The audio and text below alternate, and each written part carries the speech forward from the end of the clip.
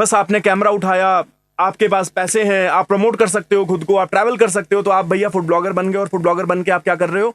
दुकानदारों के धंधे चौपट। क्योंकि भाई साहब को उस पर्टिकुलर स्टेट का ABCD नहीं मालूम, वहाँ के फूड ट्रेड्स नहीं मालूम, क्योंकि वो एक स्टेट को बिलोंग करते हैं और उस स्टेट का टेस्ट कुछ और है, तो वो चाहते हैं कि वही टेस्ट पूरे दुनिया पे थोप दिया जाए। एक दुकानदार बड़ी मुश्किल से एक एक करके अपना कस्टमर बेस बनाता है, और आप जैसे लोग आते हैं 2 मिनट में एक 300-400 रुपए का एक सैंडविच या पिज्जा बर्गर लेते हैं, क्योंकि आपको पसंद नहीं आ रहा है तो आप पास ऑन कर देते हो।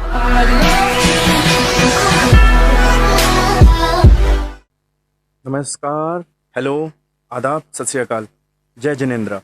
तो दोस्तों, मैं हूं अभिषेक तिवारी, एक food blogger, poet, writer, thinker, philanthropist, life coach. मैं मिलिट्री इंजीनियर सर्विसेज में पिछले 17 साल से जॉब कर रहा हूं, मिनिस्ट्री ऑफ डिफेंस के अंडर। इंडियन ऑफिसर्स एक छोटे से प्यारे से गेस्ट हाउस में आते हैं, मैं उसका इंचार्ज हूँ और मैं शेफ़ हूँ, खानसामा हूँ, सर्टिफाइड हूँ। इनफैक्ट मेरे पास बैचलर्स डिग्री भी है और मास्टर्स डिग्री भी है होटल मैनेजमेंट में।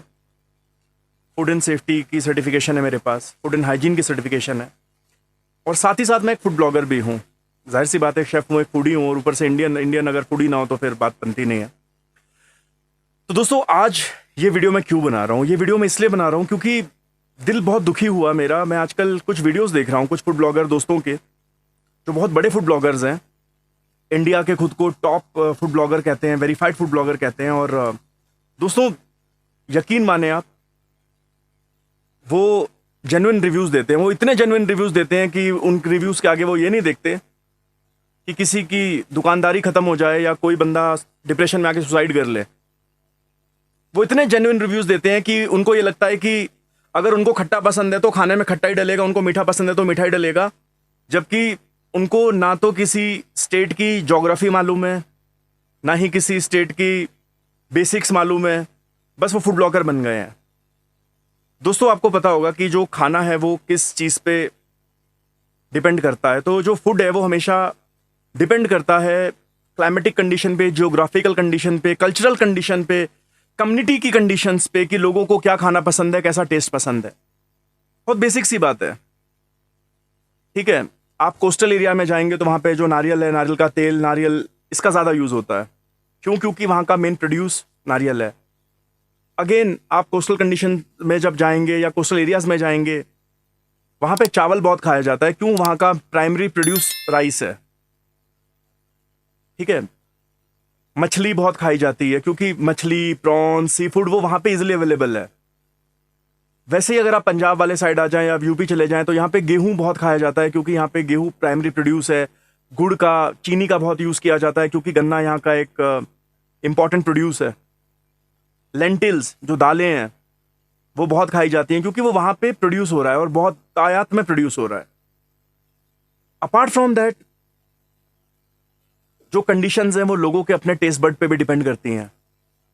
जैसे वेस्ट बंगाल में अगर आप जाएंगे तो वहाँ के जो लोग हैं उन्हें मछली और सरसों का तेल जो है ये बहुत पसंद है। अगर आप बिहार में आएंगे, यूपी में आएंगे, तो मछली, वहाँ पे सरसों का तेल बेसिकली ज़्यादा यूज़ किया जाता है, या देसी घी ज़्यादा यूज़ किया जाता है। पंजाब में आएंगे, अगेन वहाँ पे भी सरसों का तेल और देसी घी। हरियाणा में देसी घी, मक्खन, दूध, छाछ, सेम पंजाब में, राजस्थान में।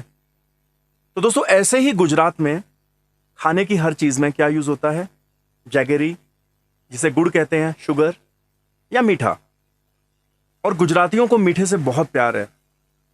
From east to west, north to south, India को अगर कोई चीज़ जोड़ती है तो वो मीठा है। साउथ में पायसम, खीर मीठी, कश्मीर में फिरनी, गुजरात में तो माशाल्लाह इतने सारे मीठे आइटम्स हैं, हर चीज़ में मिठाई है। चाहे वो श्रीखंड हो, चाहे वो मीठा ढोकला हो। और अगर आप ईस्ट में चले जाएं इंडिया में, तो जाहिर सी बात है कि मिष्टी दोई, रसगुल्ला। सेंट्रल में आ जाएं तो पेड़े, बर्फ़ी, गुलाब जामुन, बेसन के लड्डू, बूंदी के लड्डू, बेसन की बर्फियाँ, कितनी चीज़ें हैं। तो दोस्तों, ये डिपेंड करता है वहाँ के क्लाइमेटिक कंडीशन पे, लोगों के खाने के चाव पे।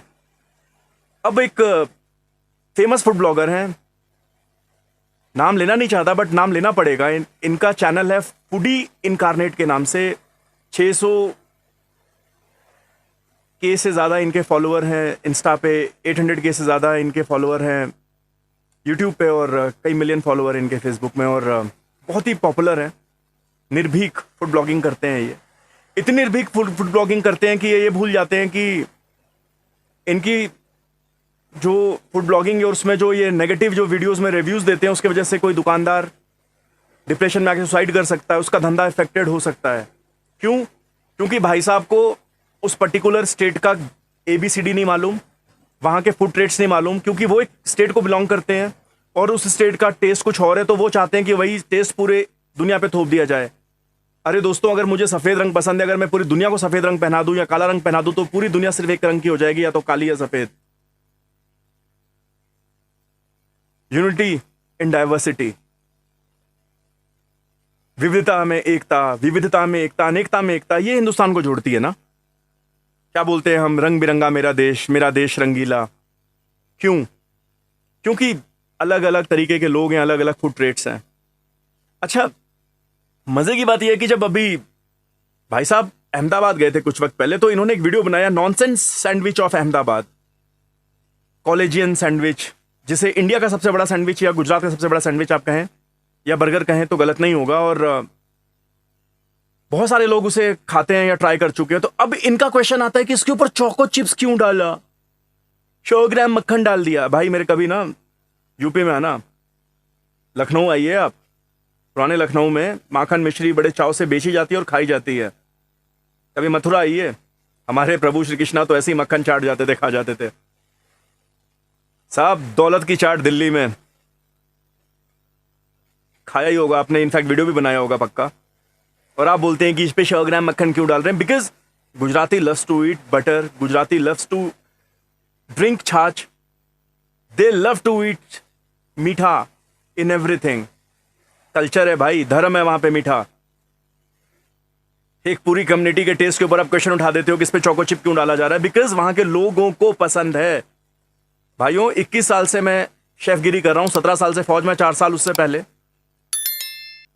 अलग अलग होटल में काम किया, 5 स्टार चेन में भी काम किया, नॉर्मल रेस्टोरेंट्स में भी काम किया, ढाबे में भी जाके काम सीखा, अभी भी सीखता हूं। मैं जाता हूं जहां पे भी देखता हूं, मेरे पास ऑफिसर्स आते हैं तो वो मुझे बोलते हैं कि अभिषेक हमें इस चीज में मसाला कम चाहिए, स्पाइसी मत रखना, या ज्यादा स्पाइसी करना, या मिर्ची कम रखना, नमक कम रखना, या ऑयल एंड स्पाइसेस कम रखना, ज्यादा रखना। तो जिसका जो टेस्ट है, किसी को खूब सारा प्याज चाहिए, किसी को बहुत सारा टमाटर चाहिए, किसी को गार्लिक का टेस्ट आना चाहिए ऊपर रॉ कच्चा, किसी को भुना हुआ गार्लिक है, किसी को खाना ही नहीं है बिल्कुल गार्लिक।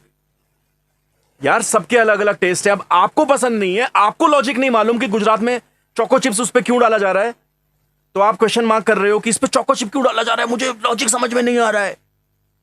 अरे मेरे भाई, HM कर लो, HM नहीं कर सकते सर्टिफिकेशन कर लो, फूड एंड न्यूट्रिशन पे ही कर लो। हर जगह का जो खाना है वो हर जगह के जोग्राफिकल कंडीशन के अकॉर्डिंग, क्लाइमेटिक कंडीशन के अकॉर्डिंग, और वहां पे जो प्रोड्यूस होता है उसके अकॉर्डिंग, कल्चर के अकॉर्डिंग, सोशल स्टेटा के अकॉर्डिंग सेट होता है। अब अगर कहीं पे बहुत सारे गरीब लोग रहते हैं और वो नॉनवेज खाते हैं, हम नॉर्थ ईस्ट चले जाएं, ट्राइब्स रहते हैं वहां पे, तो वो क्या खाएंगे? वो पोर्क खाएंगे बेसिकली, या वो क्या खाएंगे? बीफ खाएंगे, बफेलोज, व्हाट दी से। आप यूपी में आए, गेहूं और चावल खाया जाता है, जो जहां ज्यादा पैदा होता है वहां पे वही खाया जाता है। मैं ऐसे कई लोगों को जानता हूं जिनके घर में खाने के लिए नहीं होता, और वो मैंने देखा है खुद, उड़ीसा के लोगों को, वेस्ट बंगाल के लोगों को, इनफैक्ट मैंने खुद खाया है। बिकॉज मेरा जो मेजॉरिटी ऑफ द जो रिलेशनशिप, मेरे जो रिलेटिव्स हैं वो वहां रहते हैं। बॉइल्ड राइस के अंदर वहां पे प्याज, टमाटर और हरी मिर्ची काट के डाली जाती है, कच्चा सरसों का तेल डालते हैं और नमक डालते हैं, उसको खाते हैं। जो लोग बिहार में रहे हैं वो जानते होंगे, माड़ भात बड़े चाव से खाया जाता है बिहार में, लिट्टी चोखा खाया जाता है। अब आप बोलो कि नहीं, why do Bihari's eat litti chokha bye their hand? नहीं, तो आप उसको फोक और नाइफ से खाएंगे। बिकॉज आप फोक और नाइफ से खाते हैं तो मतलब सारे लोग उसी से खाएं। यार who are we to set the narrative? हम होते कौन है यार? मतलब आपके पास ना तो फूड में कोई मेजर डिग्री है, बस आपने कैमरा उठाया, आपके पास पैसे हैं, आप प्रमोट कर सकते हो खुद को, आप ट्रैवल कर सकते हो, तो आप भैया फूड ब्लॉगर बन गए। और फूड ब्लॉगर बन के आप क्या कर रहे हो? दुकानदारों के धंधे चौपट। मेरे भाई हाथ जोड़ के विनती करता हूं, हाथ जोड़ के विनती करता हूं, ये जो नेगेटिव रिव्यूज है ना, अगर दे रहे हो तो कम से कम भाषा का संयम रखो, किसी का मजाक मत उड़ाओ। एक शेफ है ना, कितनी क्रिएटिविटी लगा के कोई नया क्रिएशन करता है, उसने क्रिएशन की है, लोगों को पसंद आ रहा है, वो शॉपकीपर बोल रहा है कि लोग 50-60 लोग डेली इसको खाते हैं। मैं बोलता हूं 50-60 नहीं खाते, 5 लोग खाते होंगे।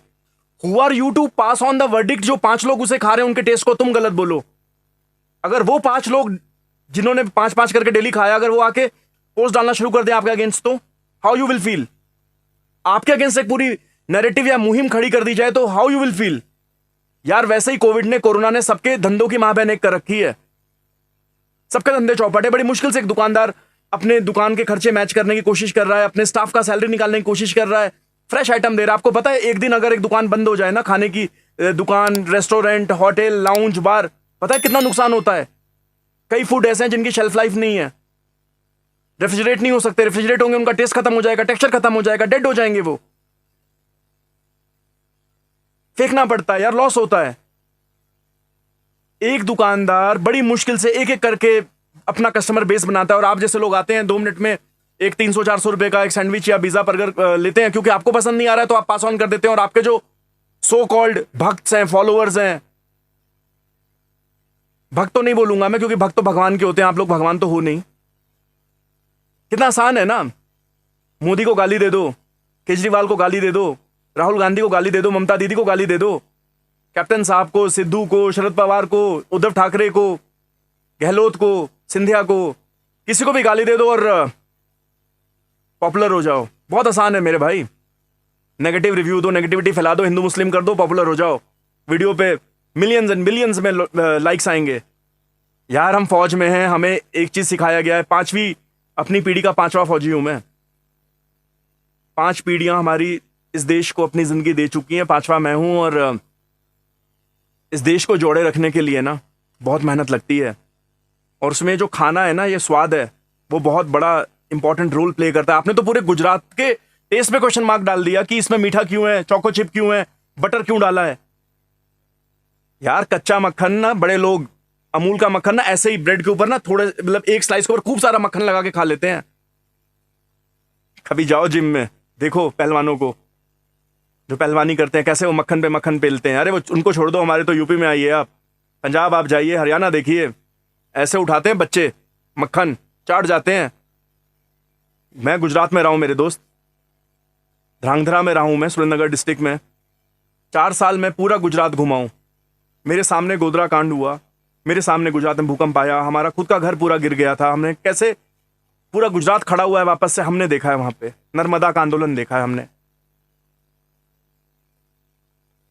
बहुत मेहनत लगती है यार एक रेस्टोरेंट चलाने में। अच्छा, मुझे तो कई बार ये लगता है ना कि ये जो आप फूड ब्लॉगिंग करते हैं और जो नेगेटिव वीडियोस देते हैं, वो इसलिए देते हैं कि ताकि जो दूसरे रेस्टोरेंट वाले हैं वो आपको पेड रिव्यूज के लिए बुलाएं, आपको पैसा दें कि आओ भाई साहब पैसा ले लो और हमारे रेस्टोरेंट के बारे में good word to mouth publicity कर दो।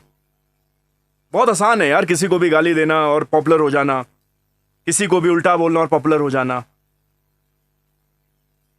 भाई आज आपके इंस्टाग्राम पे 600 के फॉलोअर पूरे हुए,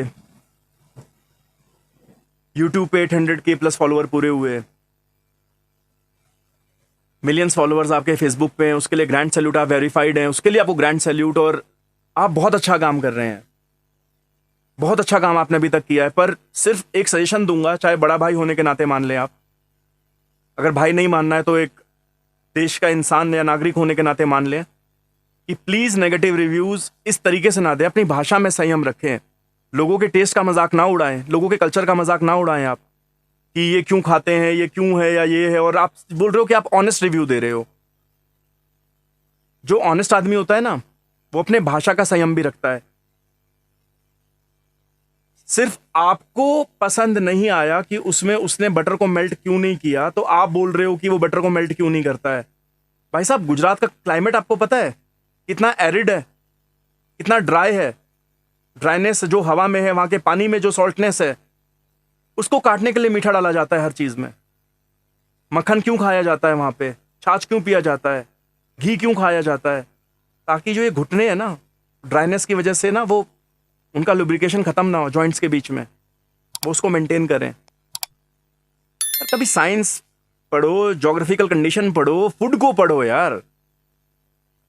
अमैगमेशन, एक्सपेरिमेंट जो फूड में होता है वो क्या चीज है, फ्यूजन एक वर्ड सुना होगा आपने।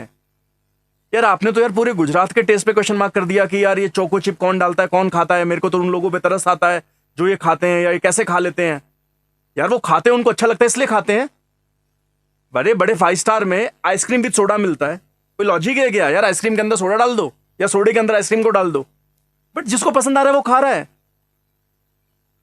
आप चाइनीज खाते हैं इंडिया में, उसमें कोई गरम मसाला डाल रहा है, कोई लाल मिर्च पाउडर डाल रहा है, आप उसका मजाक उड़ाएंगे क्या? यार वो टेस्ट, जो रेस्टोरेंट वाले हैं, ढाबे वाले ना, वो लोगों के टेस्ट के अकॉर्डिंग चीजों को डेवलप करते हैं, क्रिएट करते हैं, और जिस चीज से सेल्स वॉल्यूम निकल रहा है।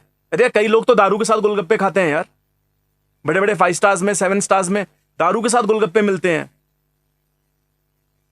वाटर बॉल्स विथ XYZ,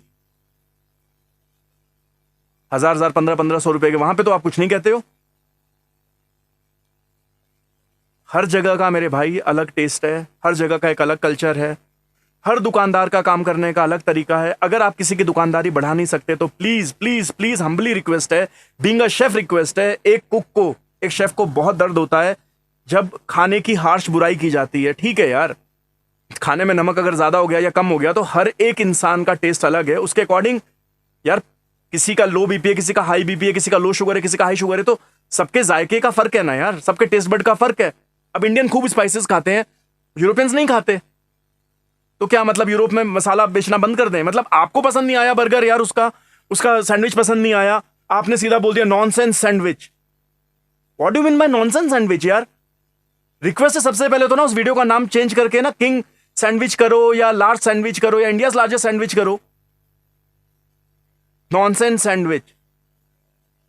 अच्छा, इस देश में ना ज्ञान पेलने वालों की कोई कमी नहीं है। आसान है ना, डाटा फ्री का हो गया या सस्ता हो गया। फ्री का तो क्या मतलब सस्ता हो गया, 2 GB 3 GB 1.5 GB 1 GB तो डेली मिल रहा है पैक में जी। कोई भी बकचोदी फिर करनी है हमने, कोई भी वीडियो बनानी है हमने, किसी के भी काम धंधे की लगानी है लंका हमने। मेरे भाई अगर यही एटीट्यूड रखोगे ना, जन्नत में अच्छे से हिसाब होगा आपका, स्वर्ग में। ये देश बहुत मुश्किल से जुड़ा है, इसके कल्चर ने, इसकी सभ्यता ने, इसके खान पान ने, रहन सहन ने, लोगों के त्योहारों ने, लोगों की अपनी अपनी एस्पिरेशंस, इंस्पिरेशंस ने जोड़ा इस देश को। तो प्लीज जब आप वीडियो बनाते हैं तो उसका ख्याल रखें, किसी दुकानदार का, कहीं के लोगों के खाने के टेस्ट का मजाक ना उड़ाए। मुझे इंडिया में जितने तरीके का खाना बनता है, मुझे हर खाने से मोहब्बत है। एक बार क्या हुआ कि मैं कहीं पे गया और वहाँ पे ना नॉर्थ ईस्ट के एक फ्रेंड थे और उन्होंने फर्मेंटेड हमारे सामने खाना रखा। फर्मेंटेड से स्मेल बहुत आती है, तो मैं और मेरे साथ मेरे एक फ्रेंड थे, तो वी रिएक्टेड कि इसमें से बहुत स्मेल आ रही है, बट हमने वहाँ पे बोला नहीं पब्लिकली, लाइक हमने बोला हम नहीं खाएंगे, बड़े प्यार से बोला, और वो भी समझ गए कि ये नहीं खा रहे। पर वहाँ के लोगों को फर्मेंटेड टेस्ट अच्छा लगता है, तो इसका मतलब ये थोड़ी है कि हमें भी अच्छा लगेगा। उन्होंने हमें फोर्स नहीं किया ना, हमने उनको फोर्स किया। अब मैं जाता, बाहर आता और मैं बाद में एक वीडियो बना के डाल देता कि नॉर्थ ईस्ट के लोग तो फर्मेंटेड फूड खाते हैं, ये तो ये होता है वो होता है। यार इसका मतलब ये थोड़ी है कि वो खराब है, उसके अपने फायदे हैं, उसमें अपने हेल्दी बैक्टीरियाज, एसेंशियल बैक्टीरियाज होते हैं। जैसे दही है, दही कई लोगों को पसंद नहीं है। आप बोलते हैं कि इस पे चोको चिप क्यों डाला? भाई चॉकलेट कौन नहीं खाता यार? सिर्फ वही नहीं खाता जिसको चॉकलेट से एलर्जी है, अदरवाइज तो सारे लोग बड़े चाव से, क्या बच्चा क्या बूढ़ा। और कितना बढ़िया एफ्रोडीसिया है यार, मूड एकदम ऑन कर देता है। आप चॉकलेट खाओ, एक टुकड़ा चॉकलेट का खाओ, आय हाय। जैसे परफ्यूम है, परफ्यूम की जो स्मेल है आपका मूड कितना टर्न ऑन कर देती है। फ्रेग्रेंस है, चाहे वो अगरबत्ती है या अलग अलग तरीके के ऑयल्स हैं, एसेंशियल ऑयल्स हैं, खुशबू, खाने की खुशबू, खाने का स्वाद, किसका मूड नहीं बदलते यार। पर क्योंकि आपको पसंद नहीं आया, आपने वीडियो में उसे टट्टी कह दिया। मैं वर्ड यूज कर रहा हूं टट्टी, बिकॉज आपने वो बोला नहीं है, बट आपका सेंस वही है, आपने नॉनसेंस लिख दिया यार। तो प्लीज मेरे भाई, भगवान करे आपके बिलियंस ट्रिलियंस फॉलोअर हो, आप इंडिया के पहले पहले, मेरी दिल से दुआ है कि आप पहले इंडिया के फूड ब्लॉगर बनो जिसके बिलियंस में फॉलोअर्स हो जाएं मेरे भाई, जिसके वीडियोस को बिलियन बिलियन व्यूज मिले।